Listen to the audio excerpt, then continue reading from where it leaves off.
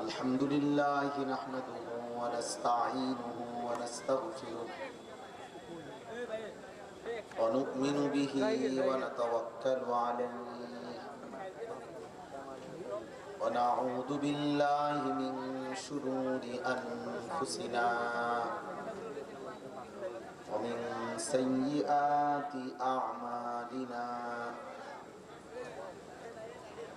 من يهده الله فلا مضل له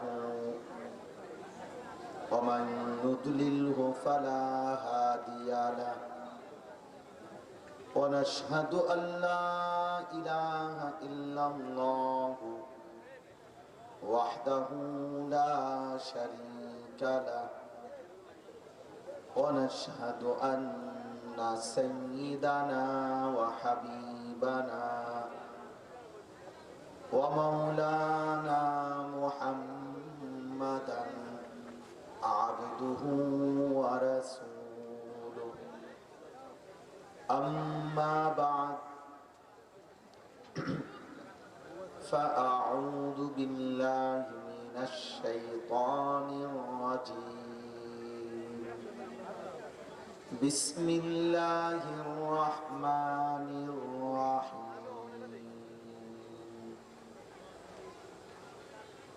فلولا إذا بلغت الحلقوم وأنتم حينئذ تنظرون ونحن أقرب إليه منكم ولكن لا تبصرون فلولا إن كنتم غير مدينين ترجعونها إن كنتم صادقين صدق الله مولانا العظيم وقال نبينا صلى الله عليه وسلم أكثروا ذكر هادم اللذات اللهم صل على محمد وعلى آل محمد كما صليت على إبراهيم وعلى آل إبراهيم إنك حميد مجيد اللهم بارك على محمد وعلى آل محمد كما باركت على إبراهيم وعلى آل إبراهيم إنك حميد مجيد سبحانك لا علم لنا إلا ما علمتنا إنك أنت العليم الحكيم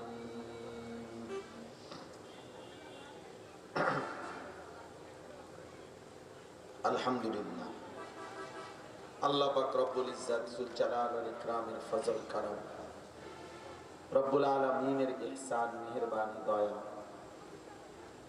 আল্লাহ তাআলা আমাদেরকে আজ 9 অক্টোবর 2025 রোজ বৃহস্পতিবার কুমিল্লা জেলা দেবিদ্বার উপজেলাধীন জাফরগঞ্জ ডালকরপাড়া হাতিমারা আল মানাহিল পরিষদ এর উদ্যোগে আজকের এই মোতাবাররাক ইসলাহি মজলিস মাহফিল আল্লাহ তাআলাই আমাদেরকে আসবার বসবার আল্লাহর জন্যই জমা হওয়ার তৌফিক দান করেছেন আলহামদুলিল্লাহ। প্রিয় ভাই নওজোয়ান বয়স্ক মাঝ বয়সী সবাই মিলে আল্লাহর কথা আমাদের চোখের দিকে তাকায়া আন্তরিকতা নিয়ে মনোযোগ দিয়ে শোনা দরকার। সবাইরই বলতেছে ব্যক্তিগতভাবে আসলে একটা মাহফিল মানে কিছু বুট বাদাম বিক্রি হওয়া, চটপটি বিক্রি হওয়া, খেলনা বিক্রি হওয়া, এটার নাম নাশ। মাহফিলওয়ালারা যদি আন্তরিক হইতো এগুলো বন্ধ হয়ে যেত। যে সারা বছর তোমার বেচা কিনা তুমি করো, অসুবিধা নেই, কিন্তু ওয়াজ মাহফিলের মাকসাদ তো বুট বাদাম বিক্রি না। 10টা করে টাকা, 20 টাকা, 50 টাকা মানুষের দুয়ারে দুয়ারে হাইটা এই টাকা উঠানো হয়।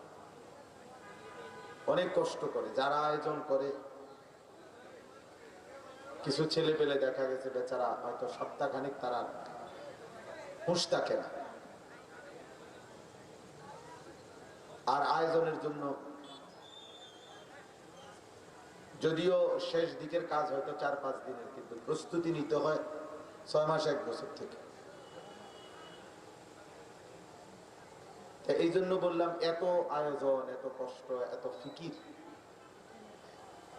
এই সব কিছুর মাকসাদ যদি হয় কিছুক্ষণ একটা হই হুল্লোড় হইল, মিছিল দিল, স্লোগান দিল, চিৎকার চেঁচামেচি হইল,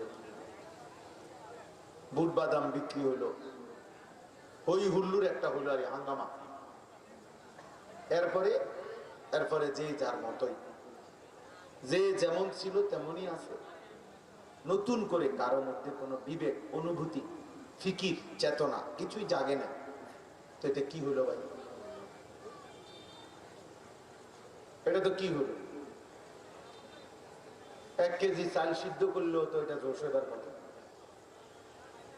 এত বড় আয়োজন, 2-4 লাখ টাকা খরচ, এত বক্তা, এত ওয়াইজ, এত আয়োজন, বিনিময়ে সবাই সবার মতো আগের অবস্থানেই আছে, তো ফায়দা কি হলো? ফায়দা কি হলো? এই জন্য বক্তা, শ্রোতা, আয়োজক প্রত্যেকের এটা ফিকির করা, সমন্বিত।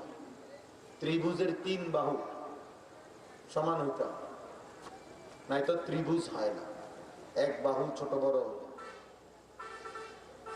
তাহলে বক্তা, শ্রোতা, আয়োজক এই 3 বাহু সমান হলে, আন্তরিক হলে একটি মাহফিল ফলপ্রসূ, এর দ্বারা কোনো উপকার আসে। কোরআনুল কারীমের মধ্যে আছে, এই যে ভাই তোমরা দাঁড়ায় আছো, যারা ছেলেরা তোমরা বসো, না হলে চলে যাও। যদি কারো বসতে অসুবিধা হয় চলে গেলে ভালো, দাঁড়ায় থাইকো না ভাইয়া।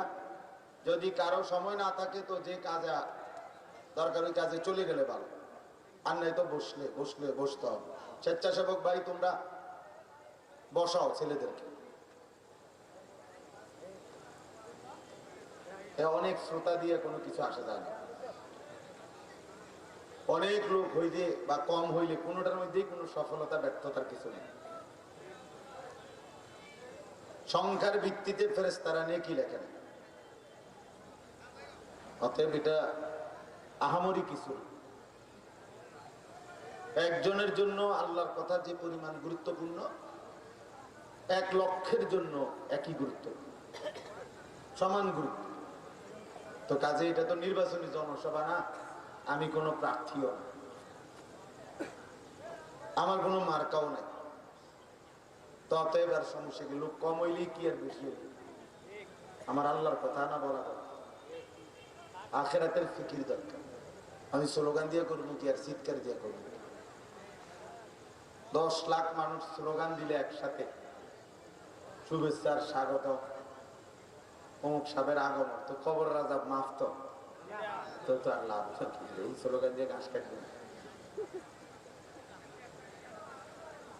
বলে, এদের কিচ্ছু আসে যায়। অপদার্থ বেটা, নিষেধ করা হয়েছে না বেটা মোবাইল তুলতে, ফালতু কথা।